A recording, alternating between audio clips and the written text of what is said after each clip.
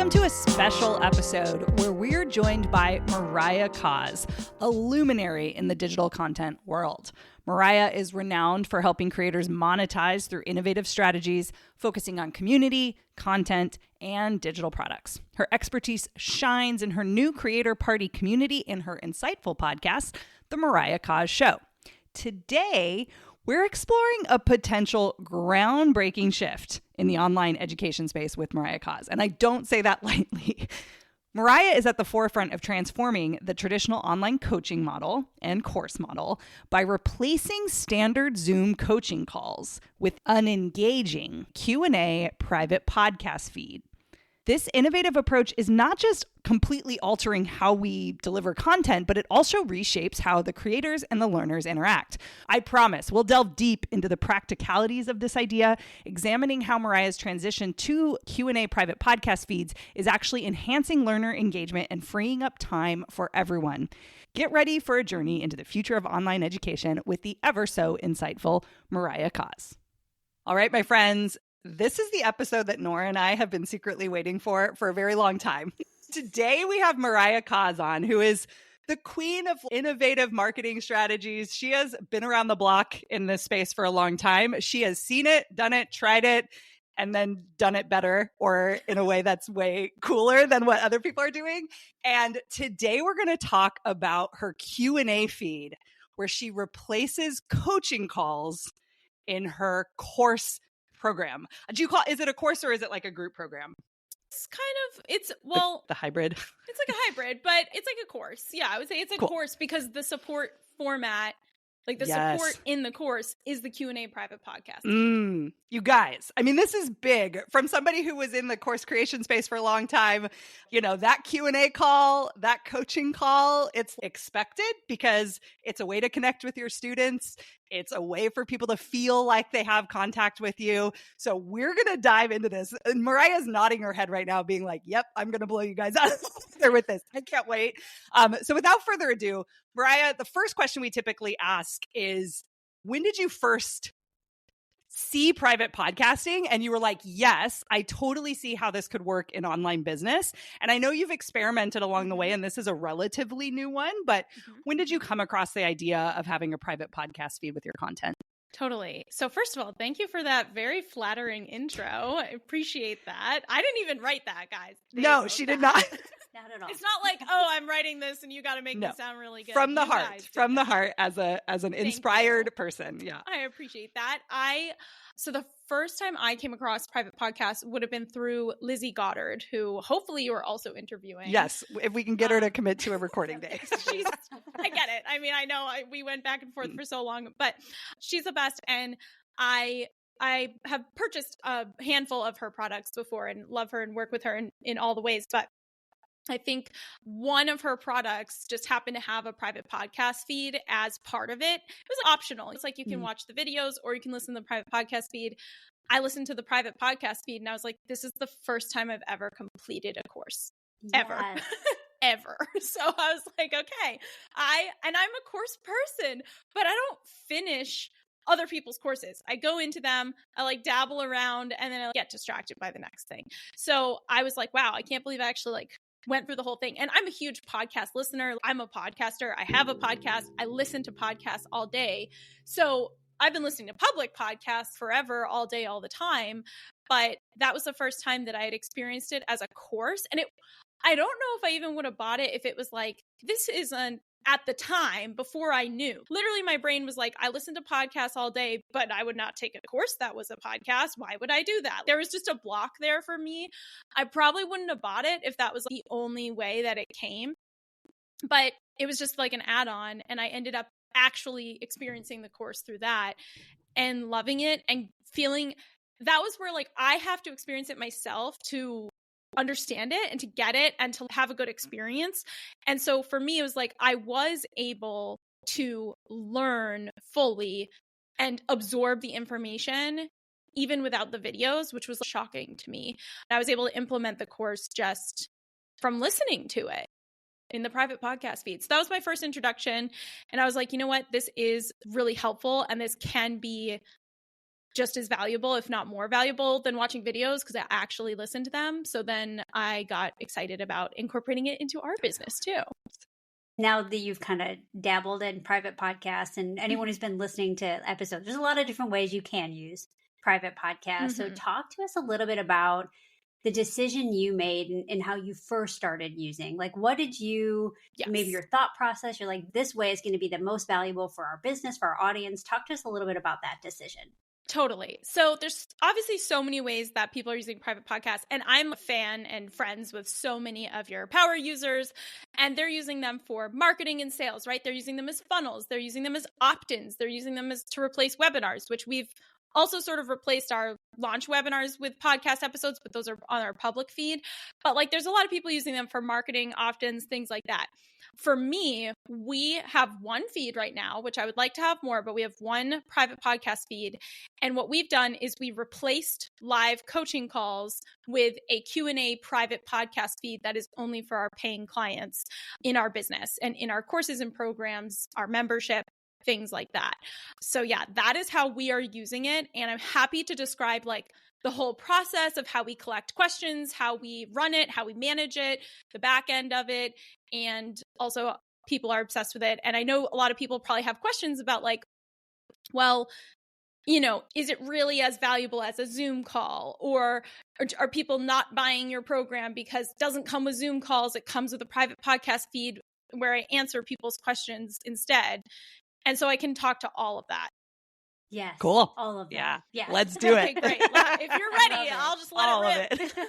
Let it rip. Go ahead. Okay, cool. So the way that we run the private podcast feed is, let me just take a step back for just a moment. So to set the scene, I had been running high touch group coaching programs since the beginning of 2018 through 2022. So basically running those high touch group calls every single week. I did that for 4.5 years. I did a weekly group coaching call on Zoom, on my calendar, same time, same place, every single week for 4.5 years. And sometimes I would even have multiple calls a week. I had a mastermind and a coaching program. So I'd have 2 calls a week, or I had 2 separate group coaching programs with their own weekly call, or one group coaching program that had 2 levels. And so over the years, I was probably doing 2 group coaching calls every single week for 4.5 years. And what I realized far too late is that as amazing as those coaching calls can feel in the moment, they are pretty much not repurposable. Everyone who's ever done coaching calls for more than 5 minutes knows this, is that over time, you're answering the same question over and over and over and over again. And there's kind of this part of you that's like, well, I did answer that in a previous call. So am I going to go tell this person on my live call to go back and listen to a call from 8 or 10 weeks ago? And I did talk about that before. No, I'll just answer it for her now. She's right here, blah, blah. You know what I mean? So it just gets into this weird thing where this is why I think a lot of times people get burnt out on the Zoom calls for their programs, is they're like, I've been doing this for 4 years and I'm literally answering the same questions over and over and over again, which is why the course exists and the curriculum exists. And that's all great, but you're still doing the calls and there's really no place for people to like go get those little questions answered. And so it's sad because I was like, if you added up the thousands of hours that I spent creating those calls that are then pretty much not being repurposed. Now, you could make the argument that, yes, I could have hired someone to go through thousands of hours of coaching calls and edit them into individual FAQ knowledge base style things. I could have paid someone to do that. I could have had someone clip them and edit them into little individual questions or sections or pull out the best little gold nuggets and stuff like that. I mean, we could have done that, but it's so much work. And honestly, it didn't really seem super worth it at the time that was the best way to reuse them. And they weren't even recorded in the idea that they were going to ever be repurposed or listened to ever again. So that's part of it as well. I think just like that mindset. So anyway, up until last year, I start realizing, again, those calls are great and magical for the people who are there live, but no one listens to the 2-hour replay. No one is scrubbing through the 2-hour video, hoping that they find a question that they like the answer to or that they're interested in and waiting for their, right? I mean, even we do timestamps and everything and transcripts, but even with that, it's still not the best. So I was like, okay, what I want to do is, and this is part of in the last year, like at the end of last year, I was like, no more calls. I do not want a single Zoom call on my calendar ever. This is very rare, very lucky that we're on a video call right now. She's on Riverside, not on Zoom. So she's still holding true. So I was like, not a single Zoom call shall I ever do. Obviously, I do them like once in a while for like important meetings, but very rarely. And in that transition, I decided a much more accessible and convenient way for people to get their questions answered would be that they submit a question and then I record an individual mini episode, 4 to 10 minute episode answering that question. And then we add it to the private podcast feed so that over time, the vision is that, and as of today, I think we have over 70 episodes in our private podcast feed, which means I've published 70 private podcast feed episodes this year. And since February when we launched it, less than 30 on my public feed, which I think is so interesting. Like my private feed has so much more content on it than my public feed. Yeah, and the minutes of time spent doing that versus the hour plus call, like we're talking. I know. Yeah. I cry a single tear every time I think about it. No, but I mean, it's like, I get that it's like there was magic in those calls in the moment, but the magic is then gone and it is not repurposable. People are not going back and watching archives of coaching calls from 6 months ago. Of course not. No, they're not. But when I started spending time saying, okay, I'm going to record individual episodes answering people's questions so that they're searchable. You can find, and the feed is searchable depending on what podcast app you're using. So you can find exactly the answers that you need. And people do go back and listen to the beginning in a way that people go back today and listen to the original episodes answering high value FAQ and Q&A questions from 6 months ago, but they would never go listen to a 2-hour coaching call from 6 months ago. They'd be like, that's so out of date. Why would I do that and waste my time, right? No one's going to do that. So I am building a valuable archive of Q&A answers that gets bigger and bigger and more valuable over time, rather than it just being like lost to the wind after that recording is done. And so it's more evergreen. I just feel like I'm actually spending time on an asset, right? Something that's going to continue to be valuable for my clients, and any new people who come in can catch up on all of that very easily. They can just pick and choose. The whole thing of like, you don't have to scrub through 2 hours of calls every week. You can pick and choose a handful of things that stand out to you or pique your curiosity. Now, the way that we do this is not a free-for-all. I'm also the queen of boundaries, queen of a lot of things, but queen of boundaries. And so I set really specific parameters around what my Q&A private podcast feed for my clients is and isn't. And it is not a free for all. So what that means is, and I knew this when I designed it, like this was from day one. I was like, it's not just going to be like, everyone can submit 1 million questions and I'll answer every single question every single week. It's not that. Otherwise, we would just end up with more of the same, which is your program becomes this kaleidoscope of 100 tiny little questions that you've answered for one person's most specific situation that doesn't apply to anyone else, right? So what I do is people submit their questions in advance to be answered on the private podcast. We use Airtable form just to collect the questions. But then what I do is I curate which questions I'm going to answer and which questions are going to be put on the private podcast feed as an audio response and an audio answer. And like I said, these are all individual mini episodes, usually 4 to 10 minutes. Some of them are more like 30 minutes because someone asked a big question. And so there's more to answer there. So sometimes they will be longer, but we try to keep it short and sweet just to respect everyone's time. But I will curate which ones get answered on the private podcast feed as audio, not all of them. So I'm very clear with my clients about that what I'm looking for is questions that are going to serve the group at large, questions that are going to be the most value for the most amount of people, the questions that are the most high level in terms of speaking to where the majority of the group is at, just like being mindful of, if I'm going to spend my time, I want this to be a valuable asset in an archive that people go back to over and over again. I don't want it to become like what happens with the coaching calls, where it can just kind of get just so overwhelming with tons of stuff that's no longer relevant. So I do try to think, is this question still going to be timeless 6 months from now? Is this question something that we get? Have we gotten this question 10 times before? Okay, that needs to be something that we answer. So I'm very intentional about which questions I answer for the private podcast feed. And in my, because everyone wants to know, like, how do I set expectations around this and stuff like that?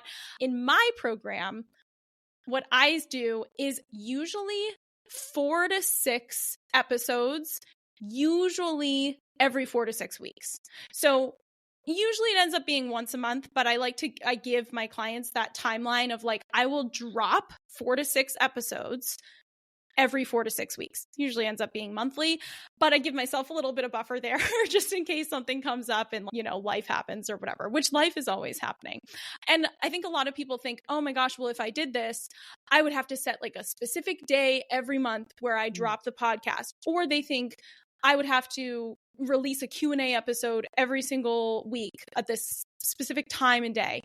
Guys, I don't do any of that. Scheduling is not a thing. I like no calls, no schedule, no deadlines. Like, I can't function with those things. And it's only in the last year that I've gotten so crystal clear on how I'm willing and not willing to work.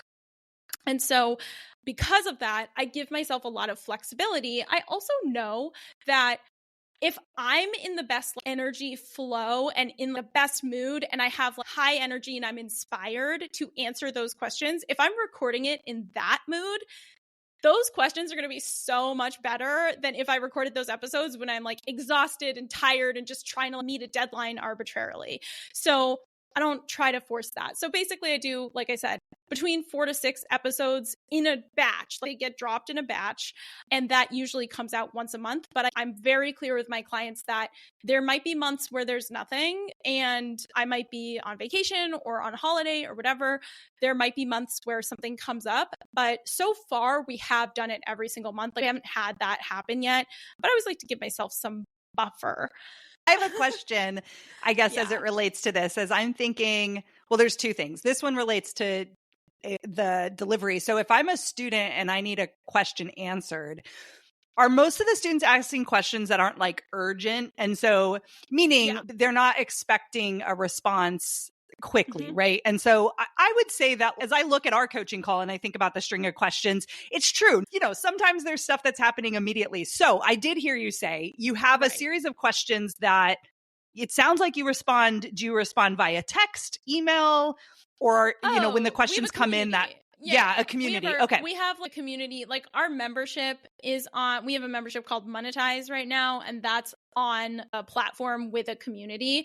And so we have that. And then on some platform, one way or another, there's a community, and we always make it clear. We always make it, whether it used to be Slack, it used to be Facebook, it used to be whatever. Now it's on School, but like we've always had a community. So if someone has a question that they want answered more quickly, they should go post it in the group, which is, again, it's a way for people to maybe self-select and filter, like, is this a question that would take 2 seconds for Mariah to type out and link me to? Sometimes if the question for a coaching call is like, what email platform do you recommend? I'm like, that is just, you could just make a post and I'll just link you, right? So that's not really a coaching call question. It's not really like an in-depth answer that is required. So which is, again, another thing I filter for, because we take pre-submitted questions and then I'm curating and I'm going through and choosing a handful of questions that are going to get answered. If there's questions that people submit that I'm like, I don't know why they didn't post this in the group, but for whatever reason they didn't, and it's completely appropriate to be put in the group, I'll just go and answer it there. So yeah, the more immediate questions should be answered in your community, and I set that expectation, I make that clear. But then these deeper questions that people are asking, it's also a place for me, like the private podcast. I call it the Q&A feed for our clients, but we also put other behind the scenes on there that are just once in a while, like launch debriefs we'll put on there, behind the scenes of my own business, team stuff, or just updates that I wouldn't really put on the public podcast feed. But we also do use it for exclusive client-only content and updates and debriefs and behind the scenes, even though most of it is Q&A. Yeah, I like that. Cool. Yeah. And more, of course, people are asking us, like, I'm sure one of the feeds we should create at one point is for our actual course content, although I have that's too my easy to do for that. you. Okay. But I think more and more people are like, can you put this workshop or this lesson or this particular training that I think could be appropriate for the podcast feed or could be appropriate as just audio? Then I'll just add that in there too. Yeah. So, okay. That makes sense. Yeah. Cause I was thinking too, and we can get into, unless there's other logistics. Nora, did you have any other logistics questions? Not so much on the logistics side. I'm probably thinking where your head is going, which is like on the creator side. Okay, I'm doing this. I'm also kind of burned out, but I'm also nervous. I'm scared to make this change because I'm worried about perceived value. I'm worried about that kind of stuff. I definitely want to address that. And then I think the only other, I guess, one logistics question in the delivery is when I know, having done this for years also, sometimes the quality of the question that we get on coaching calls, it's not complete or doesn't have all the information we need to answer it. And so sometimes that banter going back and forth can be helpful. And I don't think that's always required. And I'm curious what your thoughts are. I know, and this can be like you picking and curating, but also when I get questions that are not complete, or I would say, maybe there's 3 options depending on this thing that you forgot to tell me, right? Have you sold this before? Whatever that is. I think it actually makes my response to that more in-depth and more applicable to more people. So have you found that as well? I think logistically, I think that's one thing that might come up for some people. Yeah, that's what I was going to say. I get what you're saying. It's, well, how would I do this? Because a lot of times on coaching calls, I'm asking 10 clarifying questions, which is, again, they're different. I'm not saying that a private podcast feed that is curated, it is not a one-to-one, but it has been what I think is a more effective format of a more effective, more accessible, more convenient time-wise that more people can show up to. I mean, I got to the point in some of my programs where no one could come to the coaching call times just because of schedule. And this is post-pandemic, just like people not being able to show up for specific things. And I'm like, this doesn't work. Like, this doesn't work. You know, I'm not even getting the opportunity to go back and forth with people because of scheduling issues. But it's not like a one-to-one equivalent. It's new. It's different. It's fresh. It's not trying to be a coaching call. So let's not try to make most of our programs we're not coaches. We're like, I know. That's been a big thing. Yeah. A lot of people hire coaches to do that stuff. But to your point, if it's information, experiential, trying to get knowledge that you have over the years that you've been doing this is more efficient. You're not trying to tell Sally she can do it. You're trying to get Sally the information that she needs. Yeah. And what I do, like you were saying, Nora, what I do is whatever I have to do to reshape the question to make it applicable to as many people as possible, and to make it applicable and as evergreen and as, so if someone asks, should I launch on February 16th? I'm like, okay, so what this question is there good and bad times to launch during the year? Okay, that's a question that can apply to everyone. What are my thoughts on launching during holidays or different seasons? Do I have any preferences? I don't really need to answer the question, can I launch on February 16th? It's, what do we need to reshape this question to make it make sense for everybody? And that's just something that honestly I think is easier to do when you have time. I take all the submitted questions, I go through, I curate which ones I'm going to answer, and then I have time to outline and prepare what I'm going to be doing for that rather than on a live call. But I will often, if it is this open-ended thing, I will just be like, well, this question has 2 answers depending on these 2 factors, but I'm going to answer from both perspectives because some of you listening might be in camp A and some of you might be in camp B. So take the question as a jumping off point, but reshape it and whatever you have to do to configure it to make sense for everybody and to be applicable on this bigger scale, or just in general I think is totally fine. And then people end up being like, oh my God, that was so helpful. You answered the question I didn't even know I had to ask. That's what I meant to say, but I couldn't get it out. I'm like, yes, I know. That's my magic. It's so this true. is cool. Like, as I'm thinking about it, and Nora's question about like, perceived value, or I don't know, we talked about that at the beginning. Oh, we'll talk about it. Yeah. Yeah. And I see this and I'm like, oh, you're totally demonstrating your expertise to a group of people who are busy AF already. Of course, I don't have time to show up to a coaching call where 20 minutes is taken over by this one person as much as you try to move it on to the next. We've been coaching called out for the last 10 years.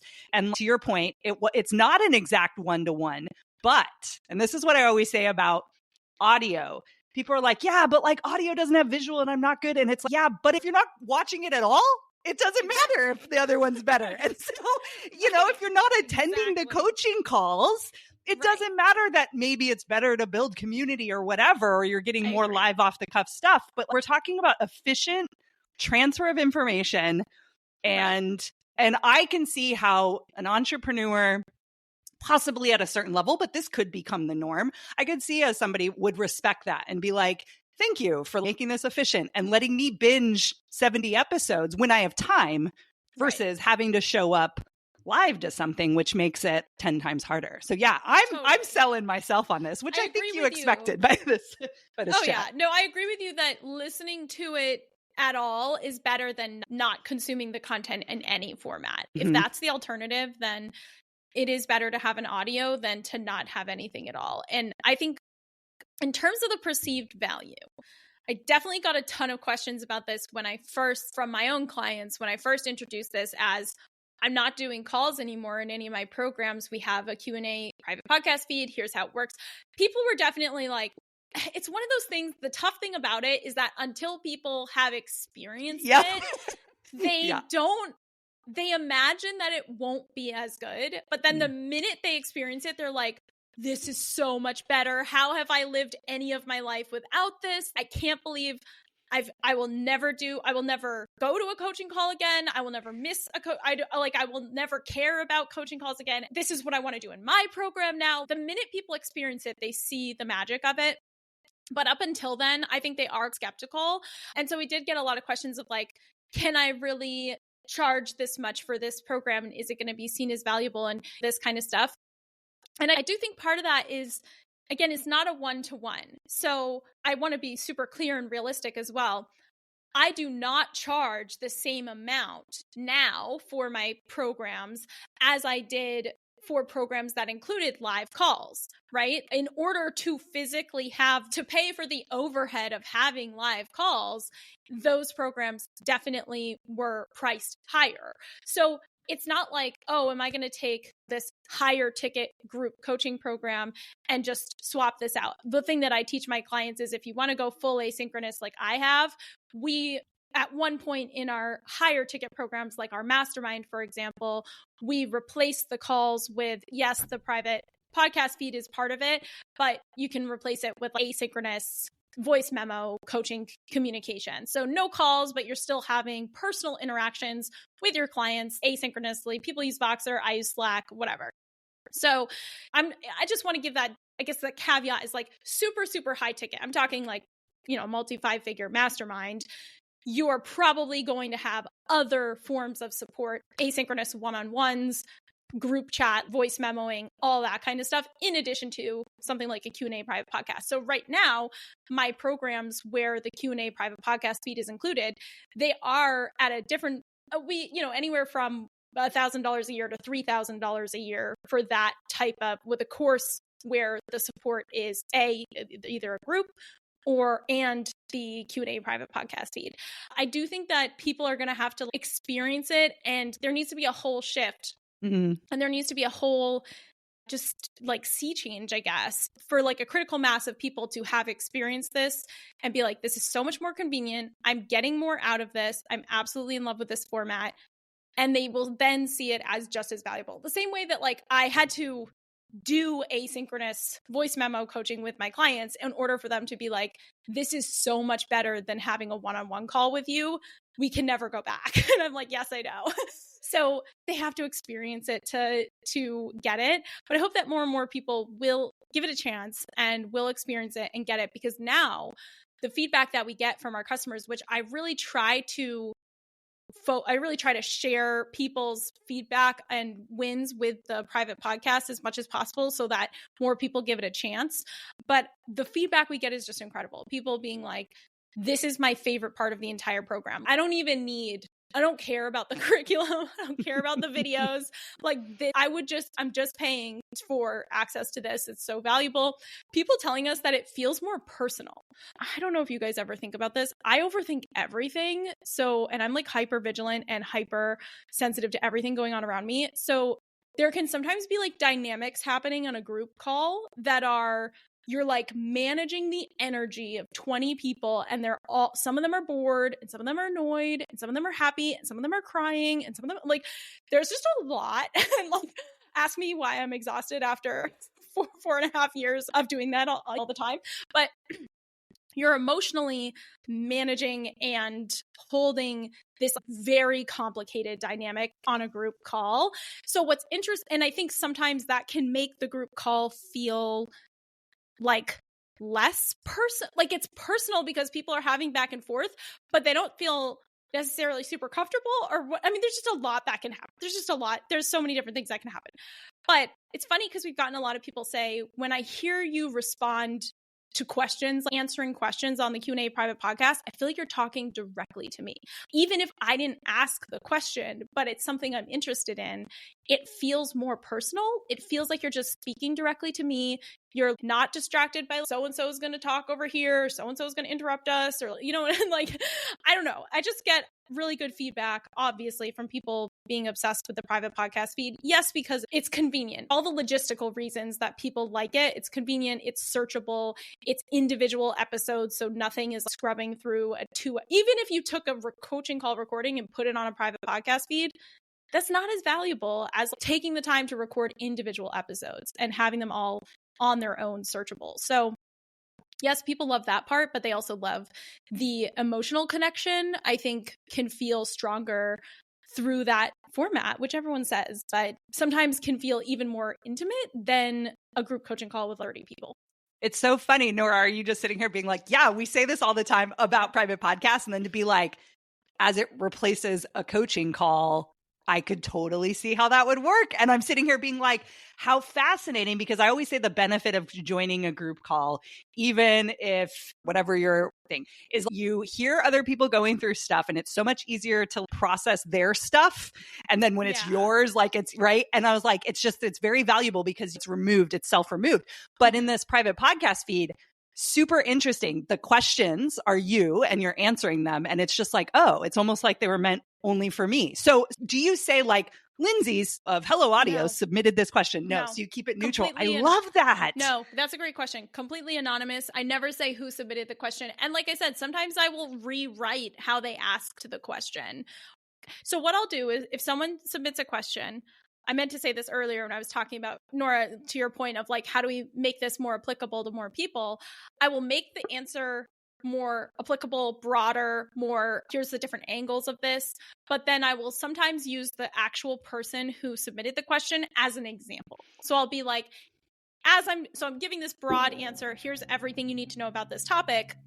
Let's look at an example. I won't say their name, but I'll be like, so-and-so, let's say, is a book coach. And so their program is about how to write your book. So if we gave that as an example, blah, blah, blah, blah, blah. So I will sometimes use the person who submitted the question as an example, but still anonymously, just using their situation that they asked about as an example in the bigger context of here's everything you need to know about this topic, but they're all anonymous. So I'll just say the next question or today's question is blah, blah, blah, but I don't say who submitted them. That helps even more. It's not part of, not that it doesn't matter, but it's not part of that's not part of the listening of it, I guess. Yeah. And it makes it truly evergreen from that perspective. It like removes it from the moment. Yeah. Totally. I love this so much. Yeah, me too. Well, and I think, when you run group coaching for so long, And we've all tried different things to make them better, right? Like I mean, for how many years, right? You've done this for over 4 years. And I mean, every time we're always trying to show up, we're trying to make sure our clients get the most success, to make them more as valuable as possible. We've tried different things like submit questions in advance, but you're still all the factors of live group coaching.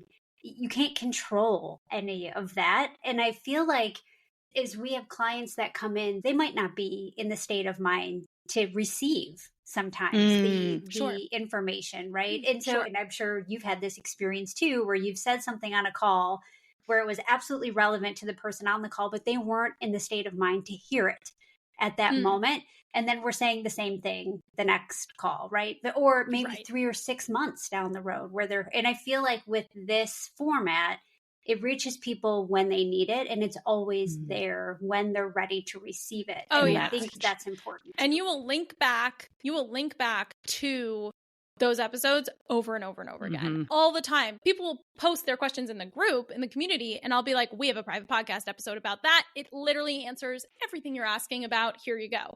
Would I have ever done that? Again, being like, oh, I answered that on a coaching call from a year ago. Yeah. Here's the link. Go. Good luck finding that section.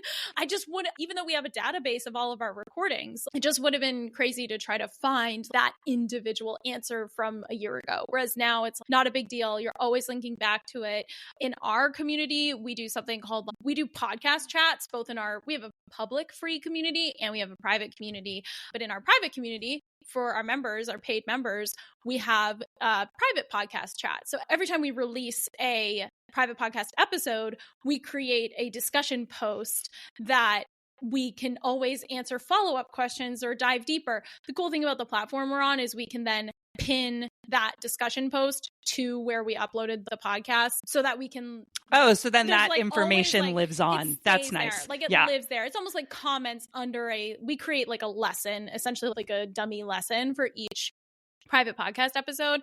And then there's like a discussion post pinned underneath it. So people can always see or ask follow-up questions or get clarification or just leave comments on what they learned from that episode. So it's been really cool for also just if engagement in your community is stale and lacking, then I think it's been really great for continuing to keep people engaged who otherwise might just fall off of completing a static linear online course versus they consume the private podcast. That's like an easy entry point when they first join the program. They're like, cool, I'll just start like seeing what I'm curious about. And then the private podcast, I mention lessons and templates and resources and trainings and everything that's in the program. Often I will mention those in private podcast episodes. So it keeps people going back to the curriculum as well. Just like a great little ecosystem. But I think like you were saying, I always want to say that the live coaching calls, they are very magical in the moment. Whenever I'm on a live call, feels so like energized and amazing and like, this is so great. Look at the breakthroughs we're having. We've all had those amazing moments, but it's more the logistics around it of scheduling it. No one can come to this time. This is not working. And then all the other logistics around it. Do live calls have a time and a place? Absolutely. And I have a lot of friends who love them. I have a lot of friends who are like, they don't want to do like asynchronous coaching like I do. They prefer calls. I don't know why. I don't get those people. But I do have friends who are like, oh, I would much prefer a Zoom call than talking to someone on voice messages all day. So everyone is different. And there's definitely a lot of magic to be had in that format. This is just something different. And at the end of the day, it's more efficient, it's more practical, it's more evergreen, it's more repurposable, it's more valuable to more of your students. Might you have a magical interaction with one person on a coaching call? Absolutely. And those can make it all worth it. I'm not knocking it. I did it for many, many, many, many years, thousands of hours of calls. So I get it. But at a certain point, you're like, okay, I want this to be valuable for people a year from now. And I want to start answering these big questions in a place that's referenceable. And that was the big transition point for us. efficiency is definitely one of my love languages. So like this speaks to me. And I think for a lot of the people that we show up and want to support, they're busy. I don't know anyone that isn't busy. So I think this is, Right. I love what you're doing. It's just so different. Yeah, it's so different than like 2020 and 2021 when it's like connecting on Zoom was literally the only way to have connection with other humans. So we were all looking to do, I mean, at least like for me, even as an introvert, I was like, yeah, put the Zoom calls on my calendar. The more time, the better. Because otherwise I'm just like staring at a wall, you know? So when you're stuck inside in quarantine. But I think after that, just a lot of that has shifted in terms of people's availability and schedules.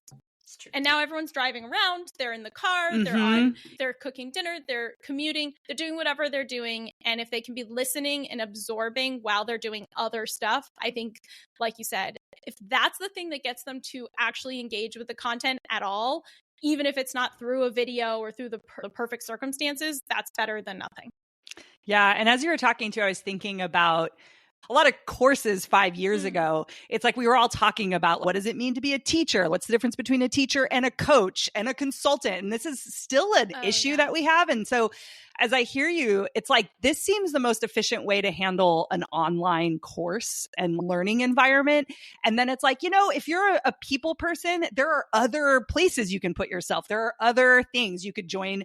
Yeah, maybe a mastermind that has retreats or have a one-on-one coach that you meet with calls. You don't have to get that connection in every single thing you buy online, I guess. And that's what, to your point earlier, you're not saying replace them. There's no need for them anymore. It's just like, depending on what your goals are with your program and how you want people to get through the content and learning material and what your deliverable and promise is, this could really solve, I think, a lot of problems for a lot of people. And yeah, you could be like Mariah and have a course that's run like this and have one-on-one coaching and have a mastermind that has more in-person stuff. And I still think that distinction would make someone be like, cool, I'm buying the program because I XYZ. These are the reasons I'm buying a program versus doing the mastermind. We all make these decisions. So I think that's helped consolidate the purpose of the Q&A feed for me, how like it's distinct. It is, in my opinion, in this moment, it feels like the best solution for, I want to add some sort of support to my course. Of course. Like a premium course that is, again, primarily self-guided. It can definitely be I do have clients who have very high ticket one-on-one and masterminds, and they have a very exclusive private podcast feed where only their 10 clients get access. And it's the most exclusive behind the scenes of their business. You can definitely use it at a small scale, and you can use it to add value in a larger scale. I think if you have this mid-tier, like I said, $1,000 to $3,000 premium, but more self-guided course area, then this is such a good way to still have interactions, still have that personal touch, still have support, and people can ask questions, get in-depth answers. But this is the appropriate format for, I think, that kind of price point. Whereas if you're going higher than that, you might add things like asynchronous one-on-one or voice messaging or Voxer group or even calls. But it's like you said, it's two different things. I will say the future for me, what I would like to get to is that Monetize with Mariah, that private podcast feed is a product in and of itself with nothing else. And I would like to get to the point where I am selling a private podcast feed on its own as a standalone product, and that enough people understand how valuable it is, not only because you get access to however many hundreds of episodes will be on there, but also you have the ability as a paying member to submit questions. That's like one of the benefits, right? Right now, it feels like private podcast feeds are, especially the way I'm using it as a Q&A feed, is a complement, an addition, and a bonus, and a support structure around curriculum. I want to get to a place where it is a core product that we sell on its own. And I feel like I'm just working on how to position that, how to make people get it, really like collecting any of that great feedback that we get when people are like, oh my gosh, the private podcast feed has totally blown away my expectations. Just gathering that up and making sure that we can work towards that at some point. I really do see it as being something that people see as, I just pay to subscribe to this Q&A feed. I 1,000% think that's possible. I would like to do it now, but yeah, you probably could. And but I bet the repository you create, I mean, you might have several feeds in here that might be themed if it gets big enough, depending on how the content is breaking out. But you got to listen to Andrea Crowder's episode as well, which we just recorded with her. Yeah, I downloaded all of your. Hers is coming. It's not out yet, so it's to be seen. But her entire business is audio based, and her people love it. So she's done full courses. She does live calls, and the live calls end up in the course feed, but people eat it up. But what she's teaching is a little different. But the point being that audio as something that can sell on its own and even potentially at a premium cost it's definitely happening out there. So well, this has been enlightening. Dare I say something maybe we'll play with. But Mariah, that was so great. I'm excited and grateful for all the risks that you take in business and that you share publicly with people. Everyone who's listening is probably just, oh my gosh, how do I do this? So please follow Mariah. I don't know if you have what you show up the most on, typically maybe IG and your free community. We have to direct them to your free community. Yeah, I would say, well, honestly, I mean, you could come follow me on Instagram, but don't expect much. But I would say the real places to hang out with me are the Mariah Coz podcast. I mostly focus on my podcast. That's my number one channel. So come and listen to the podcast, Mariah Coz Show, and then come hang out in our Creator Party community. Creatorparty.co should take you there. It's free. It's for anyone who creates content and wants to monetize with courses or digital products or programs or anything like that. So yeah, come hang out with us. It's really fun. And I spend a lot of time in there. There you go. Awesome. Well, thanks for stopping by. Thank you. And there you have it, audio heads. Another episode of Launch Your Private Podcast is in the books. I hope you're leaving today feeling even more ready to amplify your voice and connect with your audience in meaningful ways. The adventure continues in our next episode with even more insights, strategies, and inspiration to help you along your own private podcasting journey. Of course, make sure to check out helloaudio.fm to start your own private podcast. And remember, you've got amazing content that needs to be heard. So let's turn the volume up. Until next time.